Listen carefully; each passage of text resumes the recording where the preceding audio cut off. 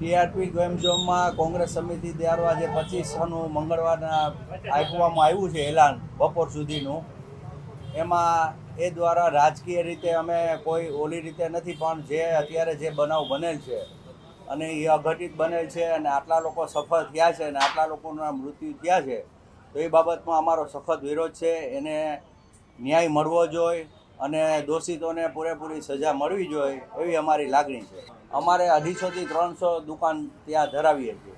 ના, અમે અડધો દિવસ બપોરે અમે 12 વાગ્યા સુધીનું, કારણ કે વેપાર ઉદ્યોગ છે એક એવી વસ્તુ છે કે કોઈને આડો વાર છે એટલે બેંકના કોઈને કામ કરવા હોય તો અમે 12 વાગ્યા સુધીનું એલાન આપેલ છે અમારા લોકોનું. અમારા સાથે નથી વાત થઈ, એ લોકોએ સાથે વાત કરેલી હોય, એ લોકો પોતે જ રૂબરૂ ગયેલા. બહુ જૂની બજાર, વર્ષો જૂની. મોસ્ટ ઓફ તમે સમજો ને કે પરા બજારનો જે યુગ છે એ સ્ટાર્ટિંગ જ ત્યાં થયેલ છે કે પરા બજારનું આજ સમાજ જે કહેવાય કે જે લાખાજી રાજા હતા એ સમયથી ત્યાં દુકાનો આવેલી છે અને હજી પૌરાણિક દુકાનો ત્યાં તમને જોવા મળે. હવે બધા ન્યૂ બિલ્ડિંગ થતા જાય છે ધીરે ધીરે, પણ ત્યાં જૂનામાં જૂની પરા બજારના દાણાપીઠ દુકાન બજાર જ છે. ત્યાંથી બધું સ્ટેટ વખતની આ બધી છે.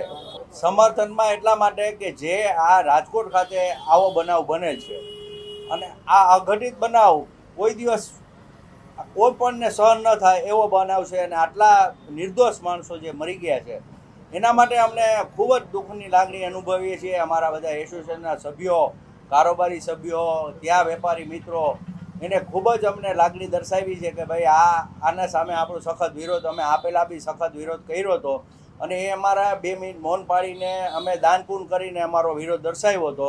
પણ આ જે કોંગ્રેસ સમિતિ દ્વારા જે એલાન આપ્યું તો અમે અમારી પાસે કોંગ્રેસવાળા આવેલ અને એમે કીધું કે ભાઈ કોઈ વાંધો નહીં, આ બાબતમાં અમારે તો આમાં ન્યાય મળે એ બાબત છે. અમારે રાજકીય કોઈનું લેવા દેવાય ન હોય, પણ આનો ન્યાય મળવો જોઈએ. અને ન્યાય પણ એવી રીતે હું તો કહું છું કે મારા મતે એવું થવું જોઈએ કે જે લોકો કૌભાંડ કરીને પૈસા મેળવી ગયા છે એ બધા પાસેથી પાછા મેળવી અને આ લોકોને બધાને વળતર ચૂકવો એવી અમારી લાગણી છે.